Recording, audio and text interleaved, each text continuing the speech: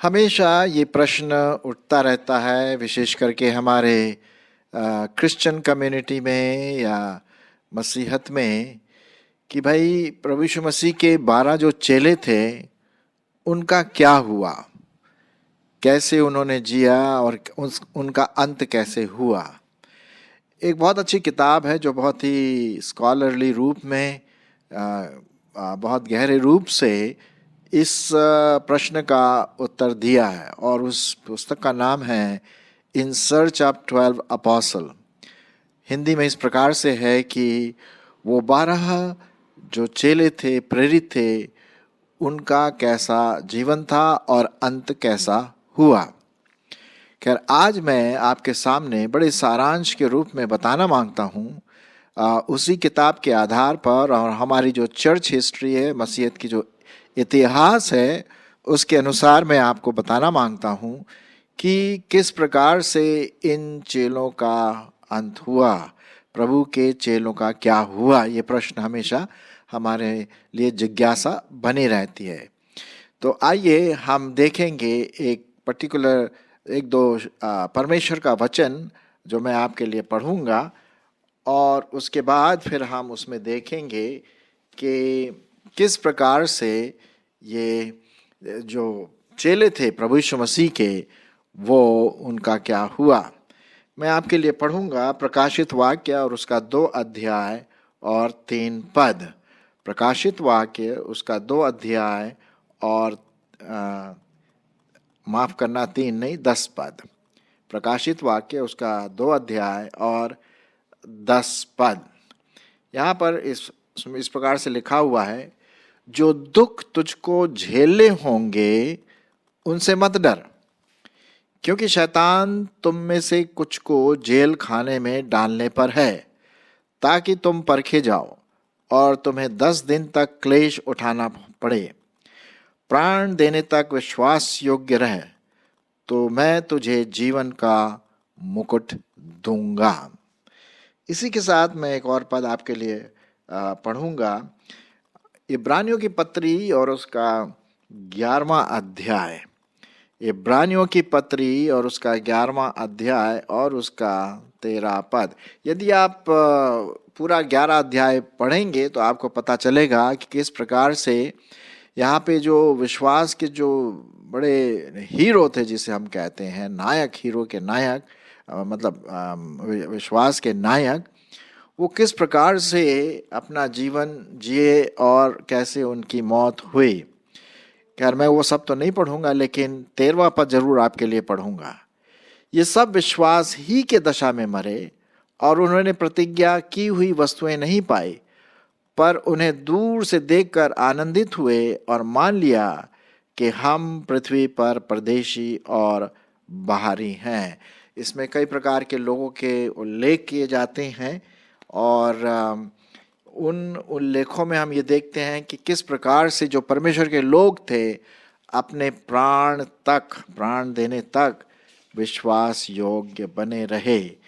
सो आइए अब हम देखेंगे जो प्रभु यीशु मसीह के जो चेले थे, विशेष करके जो 12 चेले, एक तो उनमें से निकम्मा निकला, जो यहूदा इस्करियोती था, उसने तो प्रभु यीशु मसीह को पकड़वा लिया, और फिर बाद में जब उसको इस बात का पता चला कि उसने बहुत बड़ी गलती की, उसने धोखा दिया परमेश्वर के पुत्र के साथ, चेलों के साथ, तो उसने जा कर के फांसी लगा ली और अपने आप को मार डाला, आत्महत्या कर लिया। वो हम पढ़ते हैं प्रेरितों के काम और उसके पहले अध्याय में।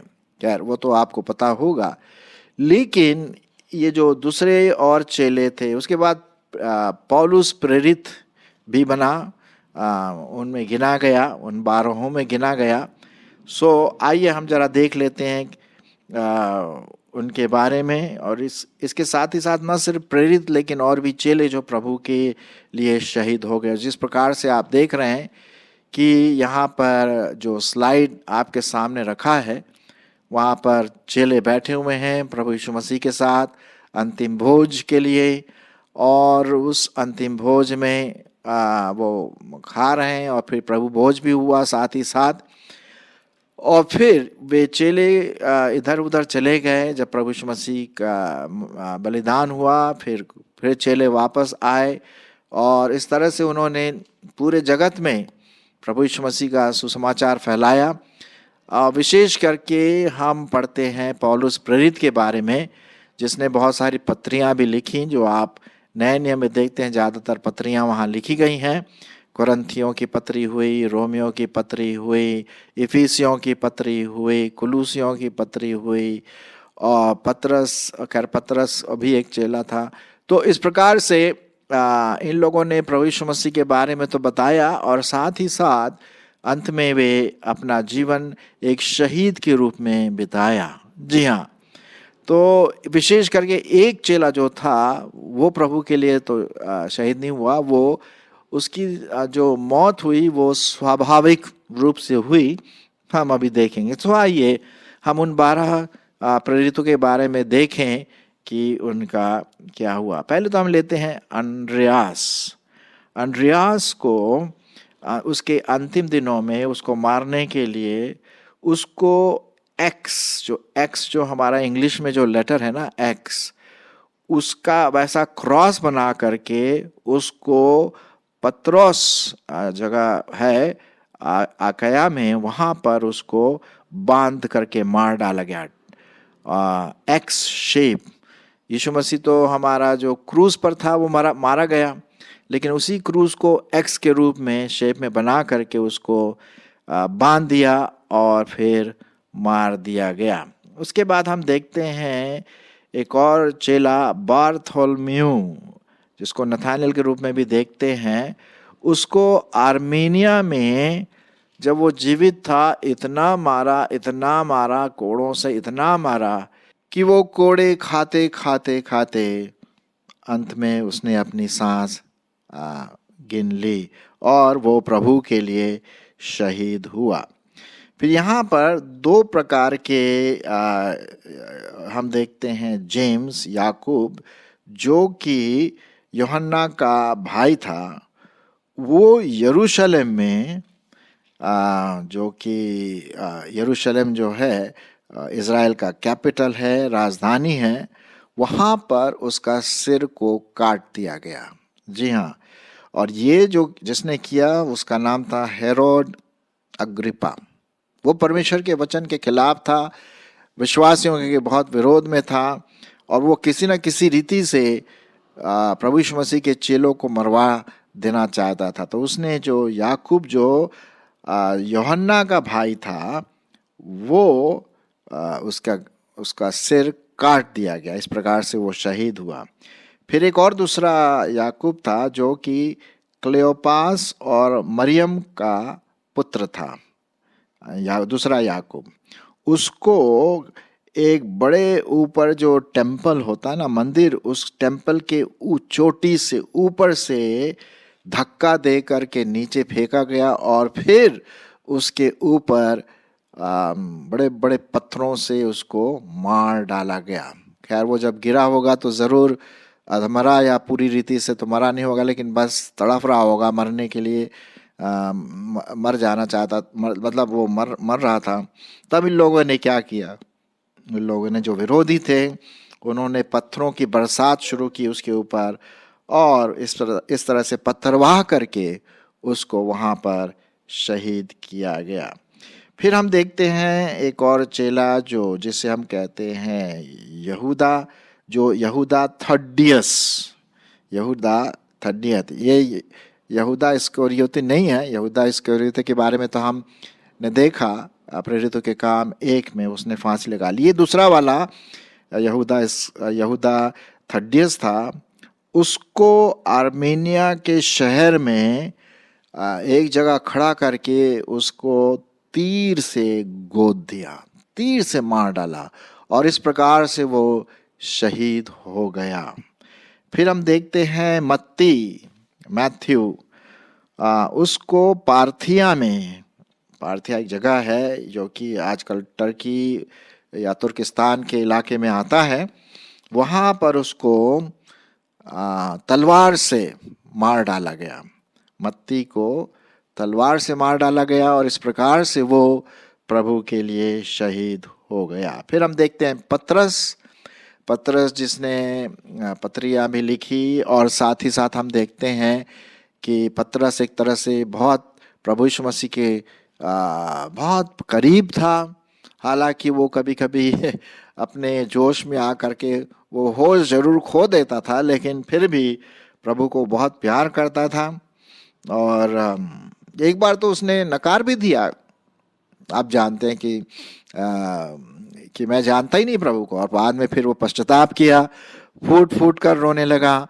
और इस तरह से पतरस प्रभु के लिए क्रूसिफाइड हुआ। लेकिन जब उसको क्रूसिफाई करने वाले थे लोग जो विरोधी थे, तो पतरस ने ये कहा कि मुझे वैसे क्रूस पर मत चढ़ाओ जैसे प्रभु यीशु मसीह को चढ़ाया, मुझे उल्टा क्रूस पर चढ़ाओ। जैसे कहने का मतलब जिस प्रकार का क्रूस का जो शेप था प्रभु यीशु मसीह का, उसको उल्टा करो और तब मुझे क्रूस पर चढ़ाओ। क्योंकि उसने कहा कि मैं उस प्रभु यीशु मसीह के समान क्रूस पर चढ़ाने के लायक नहीं हूं, इसलिए उल्टा करके उसे क्रूस पर चढ़ाया गया। और इस प्रकार से रोम में, तो रोम जो इटली का शहर है, वहां पर वो शहीद हो गया। उसके बाद हम देखते हैं फिलिप्पुस भी प्रभु का बहुत ज़बरदस्त चेला था। और फिलिप्पुस के बारे में ऐसा कहा जाता है कि वो फ्रीजिया करके एक जगह है, वहाँ पर उसको एक पिलर में, एक स्तंभ में लटका दिया गया। लटकाने के बाद उसे मार दिया गया, और इस प्रकार से फिलिप्पुस भी प्रभु के लिए शहीद हो गया। फिर हम देखते हैं शिमोन, उसको पर्जिया में 129 एडी में क्रूसिफाइड कर दिया। जैसे प्रभु यीशु मसीह को क्रूसिफाई किया, पतरस को क्रूसिफाई किया, क्रूस पर चढ़ाया, वैसे ही शिमोन को भी क्रूस पर चढ़ा दिया गया 129 एडी में। फिर हम जानते हैं थोमा के बारे में। थोमा के बारे में ये है, इसकी इतिहास इस प्रकार से है, जो प्रभु यीशु मसीह का डाउटिंग थॉमस जिसे कहता है ना, बड़ा हमेशा शंका में रहता है। और उसी ने ये कहा था कि यदि जब तक मैं प्रभु यीशु मसीह की हाथ में वो छेद न देखूं और उसके अंदर मैं अपनी उंगली न घुसाऊं, मैं विश्वास नहीं करूंगा। जब प्रभु यीशु मसीह जीवित हो उठा था, तब प्रभु यीशु मसीह आते हैं और कहते हैं, थॉमस इधर आ और मेरे शरीर को देख और छू, ये देख ले कि मैं वही हूं कि नहीं। तब थोमा जो था वो गिर पड़ा, पश्चाताप किया। और उसके बाद से इतिहास ये बताती है कि थोमा हमारे देश आया, साउथ इंडिया में, और वहाँ पर आकर के उसने परमेश्वर के वचन का प्रचार किया जगह जगह पर, साउथ इंडिया में, जैसे केरला हुआ, तमिलनाडु हुआ, और उस साइड में ज़्यादातर वो रहा। लेकिन कई जो विरोधी थे, जो प्रभु को प्यार नहीं करते थे और विश्वासियों से और प्रभु से घृणा करते थे, ऐसा बताते हैं कि उसको मार डाला, शायद तीरों से या कुछ ऐसे करके।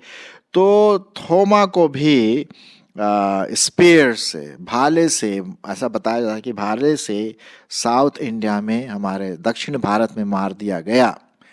आप नोटिस कर रहे होंगे कि केरला में और तमिलनाडु में भी बहुत सारे मसीही पाए जाते हैं, और हो सकता है ये रिजल्ट हो उसका जब थोमा हमारे देश में आया था।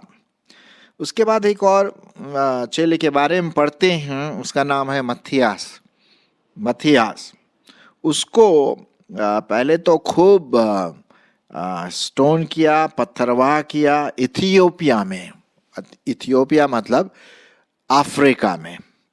वो वहाँ पर प्रचार करने गए होंगे मथियास, और वहाँ पर प्रचार करने के बाद शायद उन्हें पकड़ा और उनको पत्थरवाह करके फिर उसका सिर काट दिया गया, ऐसा इतिहास हमें बताती है। उसके बाद हम देखते हैं पौलुस के बारे में कि पौलुस को तो खैर पता था कि नीरो और दूसरे जो उस समय के राज्य करते थे, बिल्कुल भी विश्वासियों से बिल्कुल प्रेम नहीं करते, बल्कि घृणा करते थे प्रभु यीशु मसीह से, उसके फॉलोअर्स से, विश्वासियों से। और कईयों को उन्होंने जला दिया और सिंहों के मांद में डाला।